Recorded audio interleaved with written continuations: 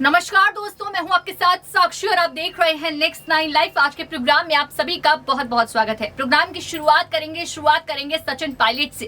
कांग्रेस में इस वक्त हलचल मचा हुआ है, जहां लगातार कांग्रेस के दिग्गज नेता इस्तीफा दे रहे हैं, तो उस बीच कांग्रेस पूरी तरीके से बौखला गई है और इसी बौखलाहट के साथ सामने आए सचिन पायलट, जहां हर चीज के लिए निशाना साधते हैं बीजेपी पर। इस वक्त भी कुछ मुद्दों को लेकर सामने आए हैं और सामने आते ही बीजेपी पर बड़े बड़े आरोप लगाने लगे। कांग्रेस से जिस तरह से बीजेपी की हमेशा दरार रही, बीच में हमेशा कई ऐसी चीजें रही जहां दोनों एक दूसरे के विरोध नजर आए, कई मुद्दों पर हमेशा आपत्ति जताते हुए नजर आए, तो इस बीच फिर से कई मुद्दे सामने आए जहां पर उनकी आपत्ति सामने आई है। क्या वो मुद्दा है, क्या ऐसी चीज रही, कांग्रेस कहां पीछे रह रही है, कांग्रेस की बौखलाहट असल में किस बात पर है, इस पर हम चर्चा करेंगे। उसके लिए हमारे साथ मौजूद है प्रज्ञा। प्रज्ञा, सबसे पहले आपका बहुत बहुत स्वागत है। जी साक्षी। प्रज्ञा, चर्चा की शुरुआत करेंगे सचिन पायलट से। सचिन पायलट को लेकर बात करूं तो सबसे पहले सचिन पायलट कांग्रेस के बहुत ही अच्छे नेता हैं, दिग्गज नेता हैं, अनुभवी नेता हैं, लेकिन कहीं ना कहीं कांग्रेस से काफी बार नाराजगी जो है पायलट की दिखाई दी। फिर भी कांग्रेस के लिए बोलते हैं, कांग्रेस के लिए खड़े होकर बोलते हैं और बीजेपी पर निशाना साधते हैं। तो सबसे पहले इस वक्त ऐसा क्या मुद्दा रहा या क्या चीजें रही जिसको लेकर उनका गुस्सा जो है वो बीजेपी पर फूटा है? जी बिल्कुल, देखिए साक्षी, आपको बता दूं सबसे पहले यहाँ पर जो सचिन पायलट का गुस्सा फूटा है वो फूटा है लगातार बढ़ रही महंगाई और बेरोजगारी को लेकर। आपको बता दें कि आज से करीब 1 महीने पहले भी दिल्ली की सड़कों पर उतरकर कांग्रेस पार्टी ने हल्ला बोल किया था। लगातार बढ़ रही महंगाई को लेकर जिस तरह से राहुल गांधी, सोनिया गांधी, सचिन पायलट समेत तमाम दिग्गज नेता सड़कों पर उतरे, इस बीच राहुल गांधी, प्रियंका गांधी की गिरफ्तारी तक हो गई। इस पर सचिन पायलट का यही कहना है कि जब कांग्रेस पार्टी, पूरा विपक्ष इतना हल्ला बोल कर रहा है, लेकिन यहाँ पर केंद्र सरकार कोई एक्शन नहीं ले रही। यहाँ तक कि केंद्र सरकार ये भी नहीं कि जनता को झूठा दिलासा देने के लिए ही कोई बयान कर दे कि हाँ चलिए हम महंगाई और बेरोजगारी पर कोई नया प्लान बनाएंगे या फिर इसे कम करने के लिए कोई रणनीति बनाएंगे। तो कहीं ना कहीं देखिए साक्षी, मुझे ऐसा लगता है कि चाहे सत्ता में कोई भी सरकार हो, लेकिन जनता का अगर मुद्दा है तो उस पर वाकई यहाँ पर सोचने की जरूरत है। लेकिन प्रज्ञा, कांग्रेस के इस वक्त खुद के मुद्दे नहीं सुलझ रहे हैं, खुद वो उलझे हुए हैं कई चीजों को लेकर, नेता इस्तीफा दे रहे हैं। तो उन चीजों को सुधारने की जगह, अपने राष्ट्रीय अध्यक्ष को चुनने की जगह आप इस वक्त देख रहे हैं कि हम किस पर निशाना साधे, मुद्दों पर क्या बोले। उस मुद्दों के लिए तो और भी देखिए विपक्ष बैठी है, कितनी जो है साक्षी पार्टियां बैठी है, लेकिन विपक्ष में जब भी बात होती है सबसे मजबूत पार्टी तो कांग्रेस पार्टी ही मानी जाती है ना साक्षी। देखिए अब मैं आपको बता देती हूँ, क्योंकि कांग्रेस पार्टी काफी बड़ी है और यहाँ पर अगर बात करें सचिन पायलट की, तो सचिन पायलट एक ऐसे नेता है जिन्हें फर्क नहीं पड़ता इस बात से कि उनकी खुद की पार्टी में क्या चल रहा है।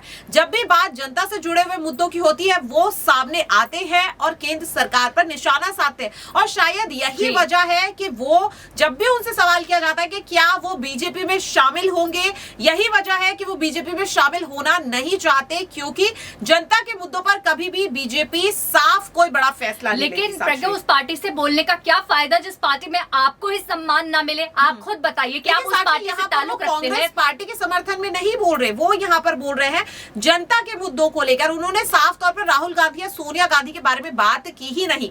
उन्होंने यहाँ पर बात की कि यहाँ पर लगातार बढ़ रही जो महंगाई और बेरोजगारी है, इससे लेकर के जब विपक्ष इतना सवाल उठा रहा है तो क्यों इस पर केंद्र सरकार कोई बड़ा कदम नहीं उठा रही है। हर मुद्दे पर केंद्र सरकार की ओर से बड़ा बड़ा फैसला हो रहा है, चाहे वो राजनीतिक हो या फिर अगर हम बात करें हॉस्पिटल्स बनाए जा रहे हैं, तरह तरह की चीजें इन्वेंट की जा रही है। ट्विन टावर जैसा बड़ा मुद्दा जिस पर बीजेपी के पास वक्त है कि उसे गिराया जाए, लेकिन क्या वो जनता जो आपको सत्ता की कुर्सी में बिठाती है, आप उससे जुड़े मुद्दों पर कोई बड़ा फैसला नहीं ले सकते? तो मुझे लगता है कि यहाँ पर सचिन पायलट बिल्कुल सही कह रहे हैं। पायलट के अलावा ऐसे और भी जो है पार्टियां हैं या जनता है जो खुद से इन चीजों को लेकर बोले, लेकिन पायलट हमेशा ऐसे मुद्दों को लेकर बोलते हैं, बात तो लाजमी है, हमेशा इन चीजों को लेकर खड़े रहते हैं और हमेशा जो है दूसरी पार्टी हो या जिसकी भी गलती हो उसको लेकर हमेशा निशाना साधने में सबसे आगे रहते हैं। तो ये वीडियो हमारे आगे आ रही है, जहां इस वीडियो में देखा जा सकता है कि सचिन पायलट बोलते हुए नजर आ रहे हैं कि आखिर क्या क्या बीजेपी कमी कर रही है, क्या क्या चीजों में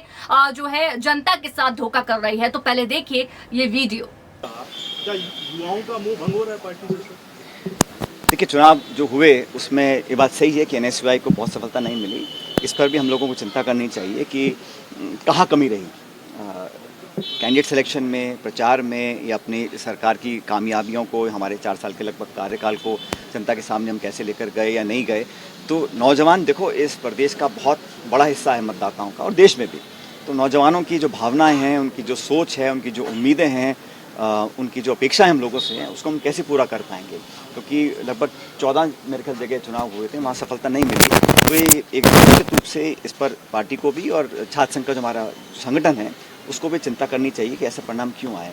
क्योंकि शायद पहली बार ये बहुत सालों के बाद ऐसा हुआ कि हम लोग कोई भी यूनिवर्सिटी का चुनाव नहीं जीत पाए।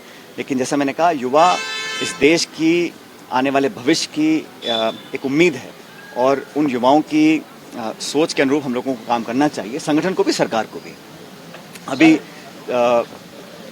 भारत के गृह मंत्री राजस्थान आ रहे हैं, मैंने अखबार में पढ़ा आज, जोधपुर आ रहे हैं, कोई पॉलिटिकल प्रोग्राम होगा उनका। लेकिन सवाल ये है कि जिस मुद्दे को लेकर प्रधानमंत्री जी अपने आप को कमिट कर चुके हैं, जो ERCP का प्रोजेक्ट है, 12-13 जिलों के अंदर पानी की समस्या को हमेशा के लिए समाप्त करने का एक बहुत महत्वाकांक्षी योजना जो भाजपा सरकार ने बनाई थी, उसको आगे ले जाने के लिए केंद्र सरकार ने जो अपने हाथ खींचे हैं वो कहीं ना कहीं एक्सपोज हो। उनके खुद के नेता इस बात को डिमांड कर रहे हैं, लेकिन केंद्र सरकार जानती है कि ऐसा करने से कांग्रेस को राजनीतिक लाभ होगा, इसलिए अपनी खुद की कही हुई बातें मुकर रहे हैं।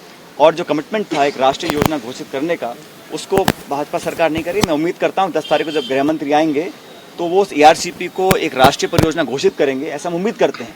बाकी तो आप आएँ, भाषण दें, अपनी पार्टी का कार्यक्रम करते हैं, कोई दिक्कत नहीं है। लेकिन जो आपके प्रधानमंत्री जी ने कमिटमेंट राजस्थान की ज़मीन पे किया था, उसको आप झुटला रहे हैं, उससे पीछे हट रहे हैं। ये बदनीयत मैं समझता हूँ जनता बर्दाश्त नहीं करेगी।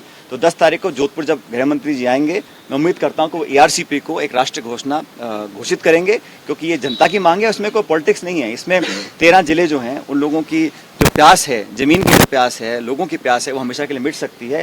और ऐसा नहीं है कि केंद्र सरकार ने बड़ी परियोजनाएं नहीं दी। अब जब आप बुलेट ट्रेन बना सकते हो, आप इतने बड़े बड़े स्टैचू बना सकते हो, आप हज़ारों करोड़ रुपए सेंट्रल विस्ता के लिए दे सकते हो, तो राजस्थान के जो 13 जिले हैं, इनके प्यास बुझाने के लिए सरकार क्यों नहीं काम कर रही है। और जिस गाय के नाम पर इतनी राजनीति बीजेपी करती है, आज लंपी बीमारी जो है पूरे प्रदेश में और अन्य राज्यों में फैल चुकी है, उसको भी इनको एक राष्ट्रीय आपदा घोषित करना चाहिए। जब गाय मर रही हैं तड़प के, केंद्र सरकार मदद नहीं कर पा रही है, राज्य सरकार पूरे संसाधन झोंके हुए है, फिर भी पर्याप्त मदद नहीं मिल पा रही है, तो एक राष्ट्रीय आपदा को घोषित करना चाहिए ताकि गौ माता। जिस तरह से आपने देखा इस वीडियो में कि सचिन पायलट लगातार हमला बोलते हुए नजर आ रहे हैं बीजेपी पर, कई ऐसी चीजों को लेकर, कई ऐसे मुद्दों को लेकर जहां पर बीजेपी में सुधार करना बहुत ज्यादा जरूरी है।